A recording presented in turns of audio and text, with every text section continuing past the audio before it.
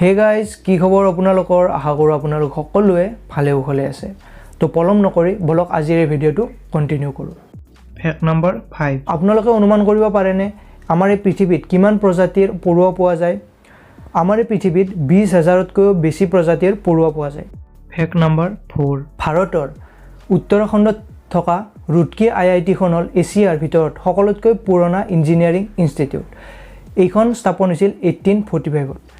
fact number 3 Apollo 11 স্পেচক্ৰাফ্টখন যেতিয়া চন্দ্ৰত land হৈ আছিল তেতিয়া মাত্ৰ 20 সেকেন্ডৰ কাৰণেহে সেই স্পেচক্ৰাফ্টখনত ফিউল বাচি আছিল যদি সেই 20 সেকেন্ডত সেই স্পেচক্ৰাফ্টখনে চন্দ্ৰত লেণ্ড কৰিব নোৱাৰিলে হয় তেতিয়া হলে সেই স্পেচক্ৰাফ্টখন ধ্বংস হৈ গল হয় আৰু সেই স্পেচক্ৰাফ্টখনতে আছিল পৃথিৱীৰ প্ৰথমজন ব্যক্তি যিজনে চন্দ্ৰত খোজ দিছিল নীল আৰ্মষ্ট্ৰং তো আপুনি কথাটো আগতে গম পাইছিল নে ফেক্ট নম্বৰ 2 আপুনি জানেনে মহ এটাৰ মুখত কিমানটা দাঁত থাকে মহ মানে হল আমাক যেটো কামুৰে সেই মহৰ মুখত কিমানটা দাঁত থাকে মহৰ মুখত 47টা 47টা দাঁত থাকে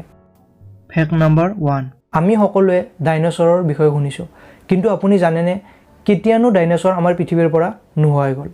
আজিৰে পৰা প্ৰায় 6 কোটি বছৰ আগতে আমাৰ পৃথিৱীৰ পৰা ডাইনোসৰ নোহোৱা হৈ গৈছে সো আজিৰ এই ভিডিওটোত এইখিনিয়ে যদি ভিডিওটো চাই ভাল লাগিল নিশ্চয় ভিডিওটো লাইক কৰিব আৰু আপোনাৰ ফ্ৰেন্ডছ ফ্যামিলি মেম্বাৰৰ লগত শেয়াৰ কৰিব আৰু তলত কমেন্ট কৰি জনাব কোনকেটা ফেক্ট জানি আপোনাৰ ভাল লাগিল